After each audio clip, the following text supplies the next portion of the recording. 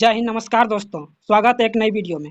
आज का वीडियो है बीएसएससी इंटर स्तरीय का प्रैक्टिस सेट, जो कि एडिटोरिया प्रकाशन का है और यह है वॉल्यूम 2, जिसमें कुल 15 प्रैक्टिस सेट दिया गया है, जिसमें से हमने 5 प्रैक्टिस सेट ऑलरेडी अपलोड कर दिए हैं।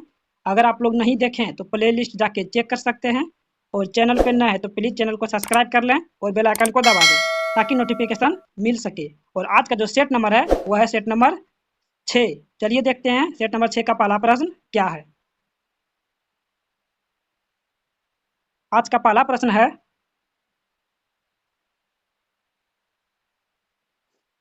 फुहारा निम्नलिखित में से किस सिद्धांत पर काम करता है? बर्नौली सिद्धांत पर, आर्किमिडीज सिद्धांत पर, पास्कल नियम पर या प्लवन सिद्धांत पर? वो काम करता है बर्नौली परिमेय के सिद्धांत पर। Option number A right answer होगा। बर्नौली के सिद्धांत के अनुसार यदि किसी बहते हुए तरल पदार्थ की गति में वृद्धि होती है तो साथ ही साथ उसके दाब में कमी होती है। अगला प्रश्न क्या है? डॉक्टर द्वारा आंख, कान, नाक एवं गले के निरीक्षण में किस दर्पण का उपयोग किया जाता है? तो हम लोग करते हैं अवतल दर्पण का उपयोग। ऑप्शन नंबर सी।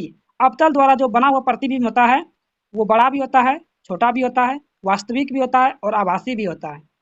Option number C right answer होगा। अगला प्रश्न क्या है? गुरुत्वाकर्षण के सार्वभौमिक नियम का प्रतिपादन किसने किया था? तो वो किया गया था न्यूटन ने। Option number A right answer होगा। अगला प्रश्न क्या है कि वर्षा के दौरान बारिश की बूंदें कैसे गिरती है? एक समान त्वरण से, एक समान वेग से, एक समान चाल से या एक समान त्वरण से? तो वो गिरती है एक समान त्वरण से। Option number D. अगला प्रश्न क्या है कि वीडियो टैप रिकॉर्डर का आविष्कार किसने किया था? तो वीडियो टैप रिकॉर्डर का आविष्कार किया था चार्ल्स गिन्सबर्ग ने, जो कि ऑप्शन नंबर बी में दिया गया है। Option number B right answer होगा।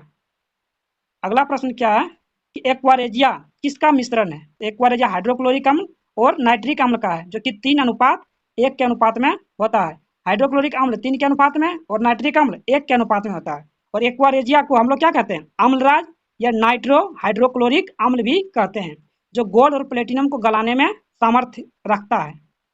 अगला प्रश्न क्या है कि प्रकाश की तरंग दैर्घ्य को मापने की इकाई क्या है? तो प्रकाश की तरंग दैर्घ्य को मापने की जो इकाई है वह है एंगस्ट्रम, जो कि ऑप्शन नंबर सी में दिया गया है। Option number C. अगला प्रश्न क्या है?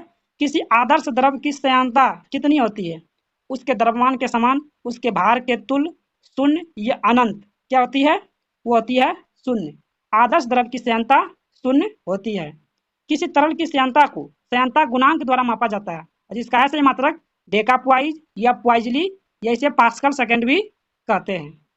अगला प्रश्न क्या है कि नीलम रूबी का रासायनिक सूत्र क्या है? इसका जो रासायनिक सूत्र है वह है Al2O3। Option number A right answer होगा।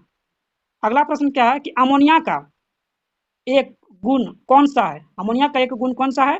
जल में अविलेय होता है, या गंध रहित गैस है, या रंगहीन गैस है, या हवा से हल्की होती है? इसका जो राइट आंसर होगा वो होगा ऑप्शन नंबर डी, ये हवा से हल्की होती है। अगला प्रश्न क्या है ये देख सकते हैं। अगला प्रश्न कि जल में अस्थायी कठोरता किसकी उपस्थिति के कारण होती है? जल में दो प्रकार की कठोरता होती है, एक अस्थायी कठोरता, एक होती है अस्थायी कठोरता। इसमें पूछा जा रहा है कि अस्थायी कठोरता किसके कारण होता है? तो वो होता है सोडियम और पोटेशियम के सल्फेट के कारण। क्या होता है? जल की अस्थायी कठोरता, सोडियम और पोटेशियम के सल्फेट के कारण। Option number A right answer होगा। अगला प्रश्न क्या है कि सूची 1 को सूची 2 से सुमेलित कीजिए। पहला क्या है कि जी मार्कोनी ने किसका आविष्कार किया था? रेडियो का। जे एल बेड ने टेलीविजन का। अलेक्जेंडर ग्राहम बेल ने टेलीफोन का। और थॉमस अल्वा एडिसन ने किया था ग्रामोफोन का। इसका जो राइट आंसर होगा वो होगा ऑप्शन नंबर एक। एक का एक, दो का दो, तीन का तीन और चार का चार। अगला प्रश्न क्या है कि प्रयोगशाला में सिल्वर नाइट्रेट घोल में सिल्वर नाइट्रेट घोल को ब्राउन बोतलों में क्यों रखा जाता है? ब्राउन बोतलों में इसको क्यों रखते हैं? क्योंकि ब्राउन बोतलों में प्रकाश गुजरने का रास्ता बंद हो जाता है। Option number B right answer होगा। अगला प्रश्न क्या है कि हाइपो का रासायनिक सूत्र क्या है? हाइपो का जो रासायनिक सूत्र होता है वो होता है Na2H2O3 × 5H2O। Option number A right answer होगा। अगला प्रश्न क्या है कि निम्न में से कौन से युग्म का सही मिलान नहीं है, गलत मिलान कौन सा है। पूछ रहा है कि विटामिन B1 का साइंटिफिक नाम जो है बायोटीन, ये गलत है। विटामिन B1 का जो साइंटिफिक नाम होता है वो होता है थायमीन, और जो बायोटीन होता है ये होता है विटामिन B7 का। बाकी ऑप्शन सही है कि विटामिन B3 का नियासिन, विटामिन B12 का साइंटिफिक नाम होता है साइनो कोबाला कोबाला कोबालमीन कोबालामीन होता है, और विटामिन के का होता है फिलोक्यूनॉन। इसका जो राइट आंसर होगा वो होगा ऑप्शन नंबर 1। अगला प्रश्न क्या है कि निम्नलिखित में से कौन सी कोशिका मानव शरीर की सबसे लंबी कोशिका है, वह है आपका तंत्रिका कोशिका। Option number A right answer होगा। तो तंत्रिका तंत्र की रचनात्मक एवं क्रियात्मक इकाई क्या होता है, न्यूरॉन्स होते हैं। अगला प्रश्न है कि एक वयस्क मानव में सामान्यतः चावर्क यानी मोलर होते हैं, तो वो होते हैं 12। इसका सूत्र होता है, एक होता है इंसीजर, केनाइन, पीरीमोलर और एक होता है मोलर। इसका जो फॉर्मूला आता है वो होता है 21-23। जो आपका इंसीजर होता है वो 2, केनाइन 1, पीरीमोलर 2 और मोलर होता है 3। इसको 4 से मल्टीप्लाई कर दीजिए, आपका दांत का निकल जाएगा जिसका जो होता है। तो मोलर 4 से गुना करेंगे तो ये हो जाएगा 12, जो कि ऑप्शन नंबर डी में दिया गया है। अगला प्रश्न क्या है कि मनुष्य के शरीर में कौन उत्सर्जी अंग नहीं है। उत्सर्जी अंग नहीं है वो बताना है, इनमें से कौन सा उत्सर्जी अंग नहीं है। इसमें उत्सर्जी अंग है वीर्यक यानी किडनी उत्सर्जी अंग है, त्वचा भी उत्सर्जी अंग है, यकृत लीवर भी उत्सर्जी अंग है, हृदय उत्सर्जी अंग नहीं है, ऑप्शन नंबर डी। और एक फेफड़ा, और क्या है, फेफड़ा भी क्या उत्सर्जी अंग है। अगला प्रश्न है कि इनमें से कौन मध्य कान की हड्डी है। मध्य कान की हड्डी है, बताना कि इनमें से कौन सा है। मध्य कान, मानव कान को 3 भागों में बांटा गया है, बाहरी कान, मध्य कान और भीतरी कान। तो मध्य कान की 3 छोटी हड्डियां होती है जिसका नाम क्या है, मेलियस, इनकस और स्टेपिस। इसका जो राइट आंसर होगा वो होगा उपयुक्त सभी। अगला प्रश्न क्या है, किस किसी पेशी में संकुचनशील प्रोटीन होते हैं। किसी पेशी में संकुचनशील प्रोटीन जो होते हैं वो होते हैं एक्टिन और मायोसिन। एक्टिन और myosin, option number A right answer होगा। अगला प्रश्न क्या है, अगला प्रश्न ये देख सकते हैं कि फेफड़े से हृदय के लिए रक्त को ले जाने वाली रुधिर वाहिका को क्या कहा जाता है। यकृत धमनी, फुसफुस धमनी, फुसफुस शिरा या वृहक धमनी। इसको हम लोग कहते हैं फुसफुस शिरा, जो कि ऑप्शन नंबर डी में दिया गया है। फेफड़े से हृदय के लिए शुद्ध रक्त को ले जाने वाली रुधिर वाहिका को फुसफुस शिरा कहा जाता है, और शरीर से हृदय की ओर रक्त ले जाने वाली वाहिनी को हम लोग शिरा कहते हैं। और शिरा में अशुद्ध रक्त अर्थात कार्बन डाइऑक्साइड युक्त रक्त होता है। अगला प्रश्न क्या है कि निम्नलिखित में से किसका सह संबंध रक्तचाप से है, वह है अधिवृयक ग्रंथि। किसका है, अधिवृयक ग्रंथि। अधिवृयक ग्रंथि दोनों किडनी के शीर्ष पर त्रिकोणीय आकार की होती है। अधिवृयक ग्रंथि हार्मोन का उत्पादन करती है जो शरीर के चयापचय, प्रतिरक्षा प्रणाली, रक्तचाप, तनाव की प्रक्रिया और अन्य आवश्यक कार्यों को विनिमय करने में मदद करती है। और अधिवृयक ग्रंथि, जिसको इंग्लिश में क्या बोलते हैं, एड्रिनल ग्लैंड से निकलने वाले हार्मोन को हम लोग लड़ो उड़ो हार्मोन कहते हैं। अगला प्रश्न क्या है कि पायरिडॉक्सिन किस विटामिन को कहा जाता है, तो वो कहते हैं विटामिन B6। विटामिन B6 का साइंटिफिक नेम या रासायनिक नेम कह सकते हैं, विटामिन B6 का आता है पायरिडॉक्सिन। अगला प्रश्न है कि मानव के शरीर में पसलियों की संख्या होती है 24, और जोड़ी में कहें तो 12 जोड़ी। जोड़ी में पूछा जाएगा तो 12 जोड़ी होता है, और संख्या में 24। Option number A right answer होगा। अगला प्रश्न क्या है कि गर्भनाल में कितनी धमनियां होती है। गर्भनाल में कितनी धमनियां होती है, तो गर्भनाल में 3 रक्त नलिकाएं होती है, जिसमें से 2 धमनियां होती है और एक सिरा होता है। एक क्या होता है, सिरा। एक सिरा होती है और 2 धमनियां और एक सिरा। अगला प्रश्न है कि निम्नलिखित में से किस बौद्ध भिक्षु के आग्रह पर महात्मा बुद्ध ने बौद्ध संघ में स्त्रियों को प्रवेश देना स्वीकार किया था। वो किया गया था आनंद के कहने पर। Option number B right answer होगा। अगला प्रश्न क्या है कि निम्नलिखित मगध के राजवंशों को काल कर्मानुसार लिखिए। इसके काल कर्मानुसार आपको लिखना है। तो सबसे पहले क्या आएगा आपका, सबसे पहले आएगा हर्यक वंश, उसके बाद आपका आएगा शिशुनाग वंश, उसके बाद नंद वंश, उसके बाद मौर्य वंश।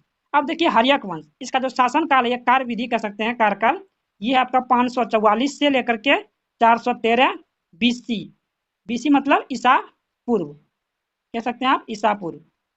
उसके बाद शिशुनाग, ये 413 से लेकर के 355 345 ईसा पूर्व तक है। और नंद वंश का जो कार्यकाल है ये 345 ईसा पूर्व से लेकर के 322 ईसा पूर्व तक, और मौर्य वंश का 322 ईसा पूर्व से लेकर के 185 ईसा पूर्व तक है।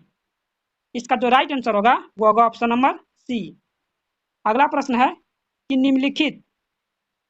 निम्नलिखित साहित्यिक कृति तथा उनके लेखकों के साथ मिलान कीजिए। मिलान करना है कि कवि राजमार्ग कौन था? अमोघ वर्ष प्रथम, एक का होगा 3। आदि पुराण ये होगा जिनसेन।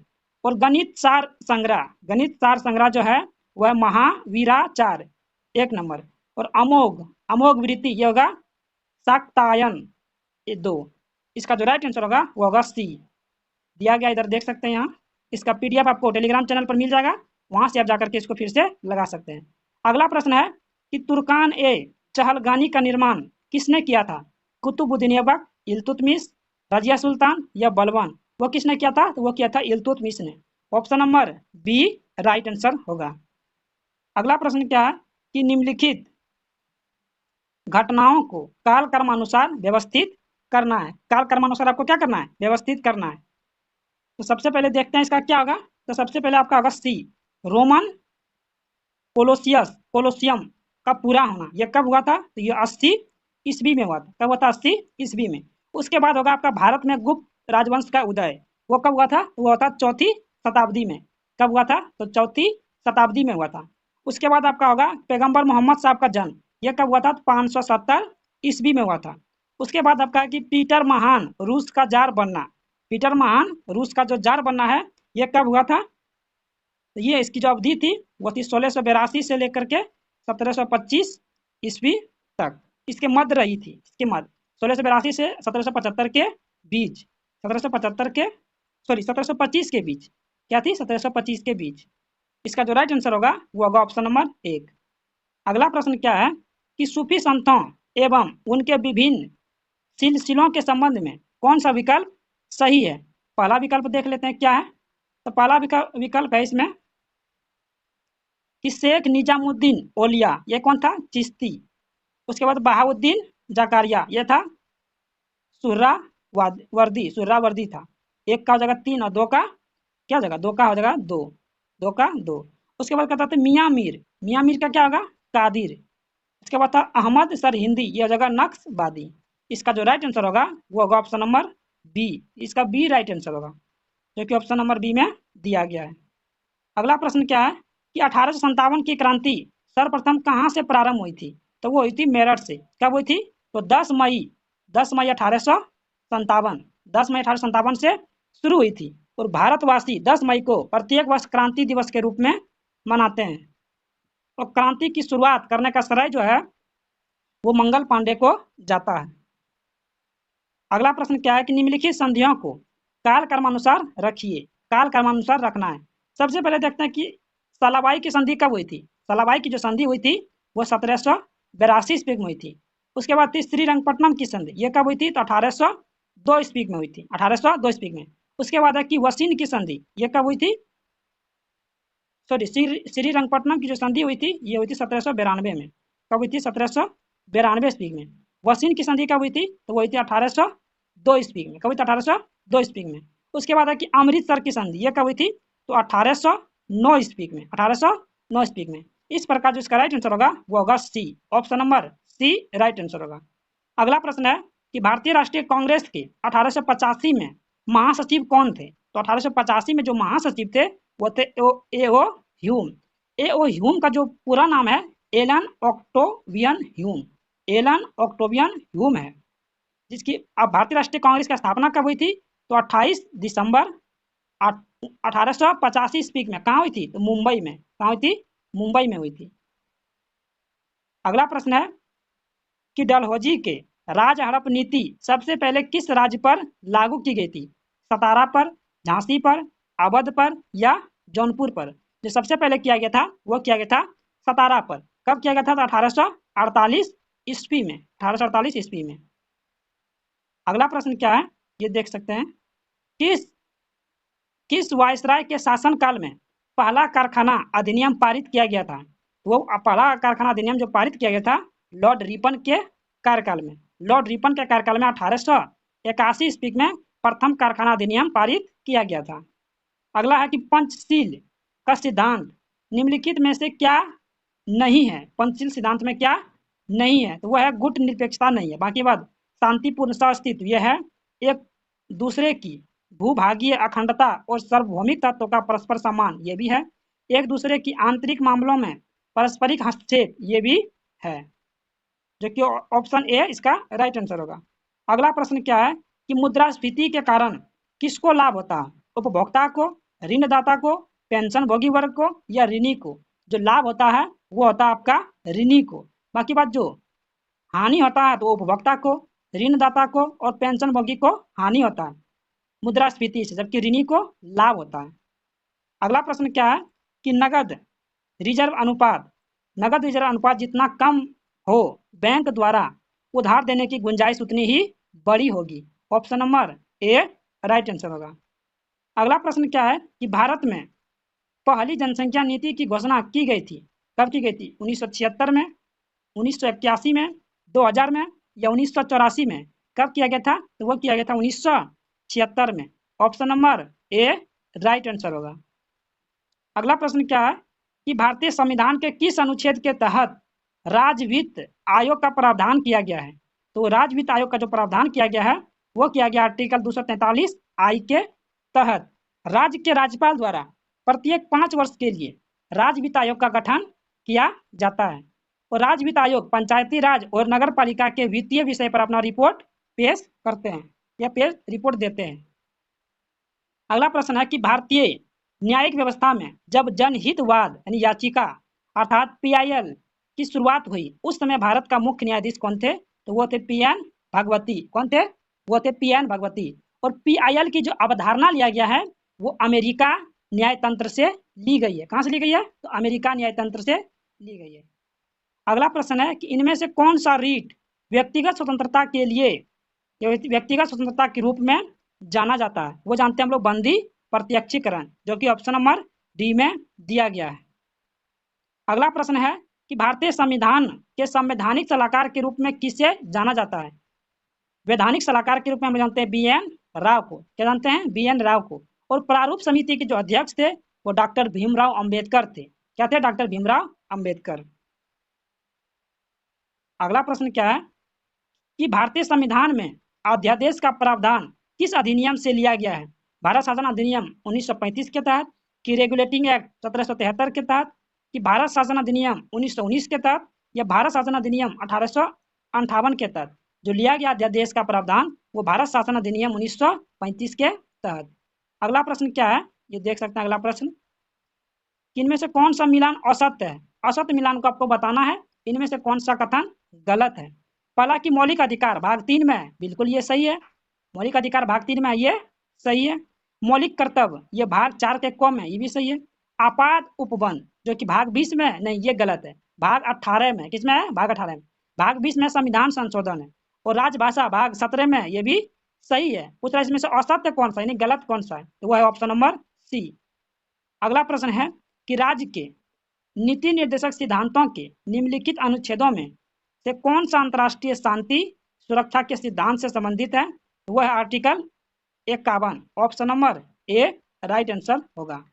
अगला प्रश्न क्या है कि निम्न में से कौन सा चुनाव निर्वाचन आयोग द्वारा संपादित नहीं किया जाता है? लोकसभा का होता है, राज्यसभा का भी होगा, राष्ट्रपति का होता है, उपराष्ट्रपति का होगा, राज्य विधानमंडलों का होगा, संसद का होगा, ये सब का होगा, लेकिन स्थानीय निकायों का नहीं होता है। ये किसके द्वारा होता है? तो ये राज्य निर्वाचन आयोग द्वारा कराया जाता है।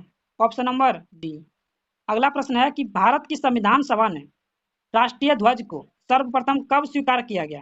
24 जनवरी 1950 को, 26 जनवरी 1950 को, 22 जुलाई 1947 को या 26 नवंबर 1949 को? वो अपनाया गया था 22 जुलाई 1947 को। कब अपनाया गया था?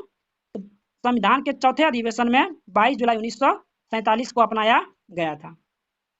अगला प्रश्न है कि सूची 1 को सूची 2 से सुमेलित करना है। सूची 1 को सूची 2 से। बाग्यो कहाँ का है? तो ये है आपका फिलीपींस का। कहाँ? फिलीपींस। हरिकेन कहाँ का? संयुक्त राज्य अमेरिका यूएसए का। टाइफून कहाँ का? टाइफून है चीन का। और विली विली ऑस्ट्रेलिया का। विली विली ऑस्ट्रेलिया का। ऑप्शन बी राइट आंसर होगा। अगला प्रश्न क्या है कि निम्न में से कौन शीतोष्ण मरुस्थल नहीं है? शीतोष्ण मरुस्थल नहीं है वह है सोनोरन। सोनोरन शीतोष्ण मरुस्थल नहीं है, जबकि बाकी शीतोष्ण मरुस्थल है।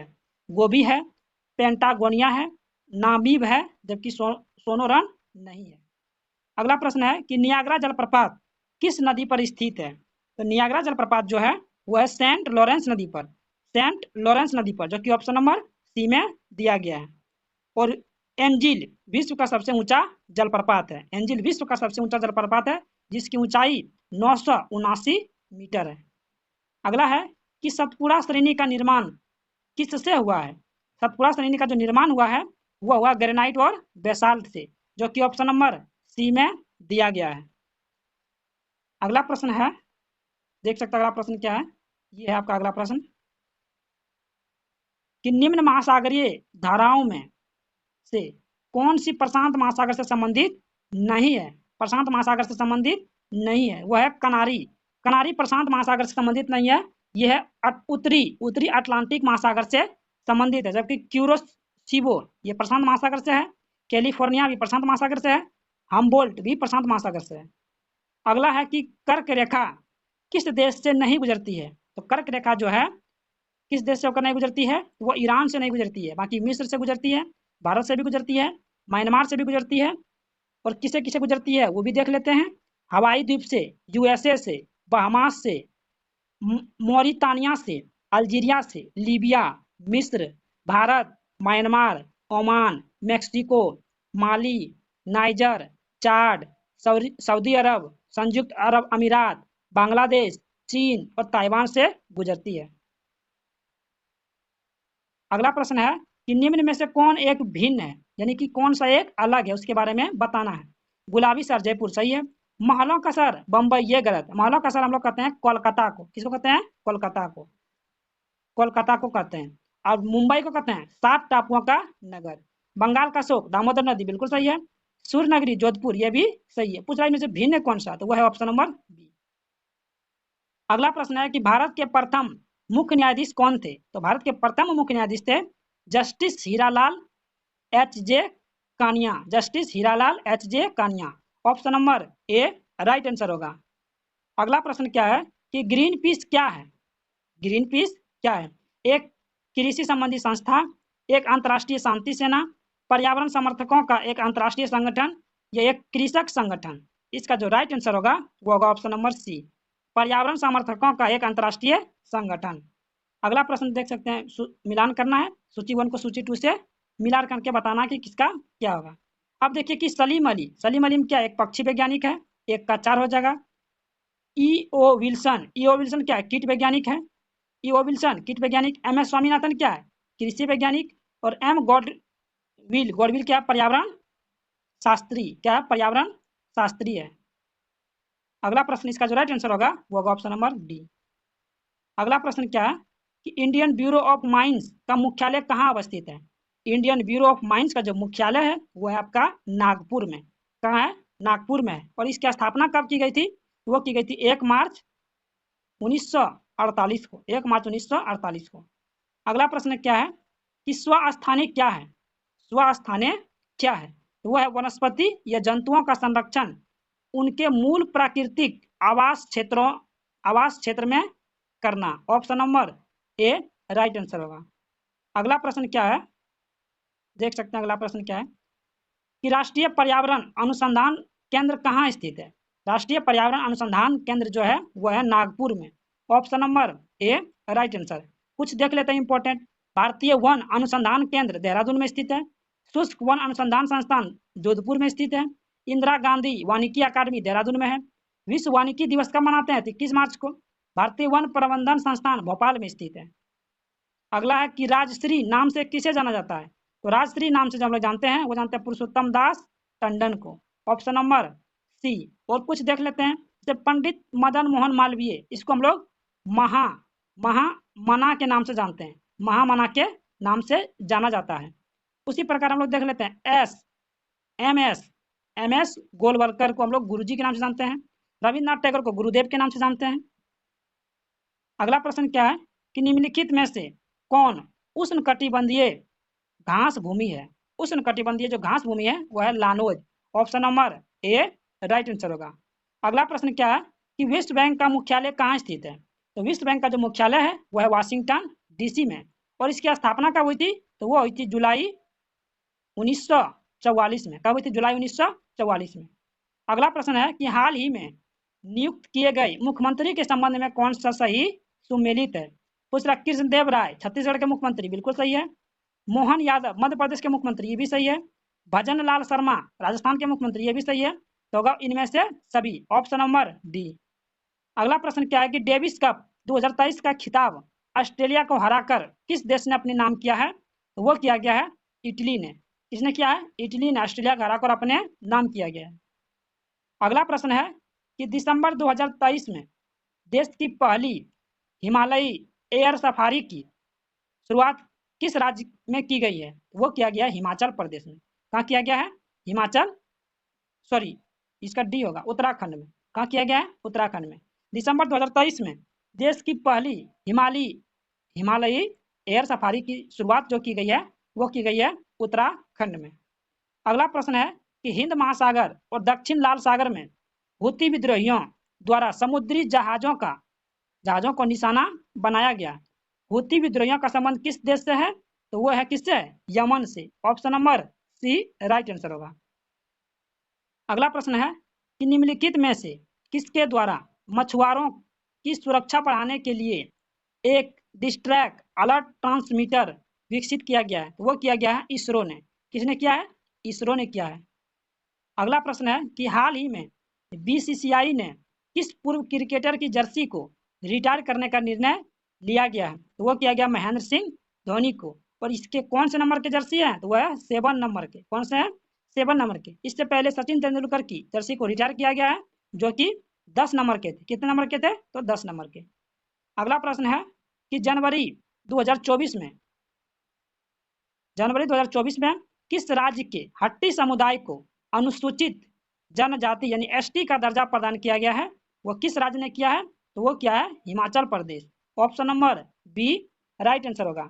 अगला प्रश्न क्या है कि फिल्म फेयर पुरस्कार 2024 के संबंध में कौन सुमेलित नहीं है यानी गलत कौन सा है? बेस्ट फिल्म 12th फेल को दिया गया, बिल्कुल सही है। बेस्ट एक्टर रणवीर सिंह को नहीं, रणबीर कपूर को दिया गया। किसको दिया गया? रणबीर कपूर को। बेस्ट एक्ट्रेस आलिया भट्ट को दिया गया, बिल्कुल सही है। और जो रणबीर कपूर को दिया गया ये एनिमल फिल्म के लिए। बेस्ट डायरेक्टर विधु विनोद चोपड़ा जो 12th फेल मूवी के लिए दिया गया है। अगला प्रश्न क्या है कि हाल ही में नियुक्तियों में कौन सुमेलित है? कौन सुमेलित है? अनीश दयाल शर्मा, अनीश दयाल सिंह जो है सीआरपीएफ के महानिदेशक है, बिल्कुल सही है। अरविंद पनगड़िया 16वें वित्त आयोग का अध्यक्ष है, ये भी सही है। अरिंदम बागची संयुक्त राष्ट्र में भारत का अस्थायी प्रतिनिधि है, ये भी सही है। इसका जो राइट आंसर होगा वो होगा उपयुक्त सभी। Option number D right answer होगा। अगला प्रश्न क्या है ये देख सकते हैं आपका पुस्तक से है। Quoting India England Mughal India and the origin of empire नामक पुस्तक किसके द्वारा लिखी गई है?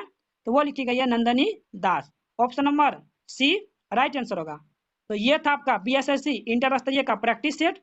अगर ये वीडियो आपको अच्छा लगे तो अपने दोस्तों के साथ शेयर करें और हमें सपोर्ट करें ताकि इसी तरह का वीडियो लाते रहें। इसमें मैथ रीजनिंग का भी फुल पीडीएफ दिया गया है जो कि सॉल्यूशन के साथ दिया गया है। आप पीडीएफ हमारे टेलीग्राम चैनल से प्राप्त कर सकते हैं और सेट को लगा सकते हैं। ये देख सकते हैं इसका व्याख्या भी पूरा फुल डिटेल सॉल्यूशन के साथ अच्छे तरीके से दिया गया है। आप हमारे टेलीग्राम चैनल से जुड़ के पीडीएफ प्राप्त कर सकते हैं और सेट को लगा सकते हैं। तो मिलते हैं एक नई वीडियो में, तब तक के लिए जय हिंद।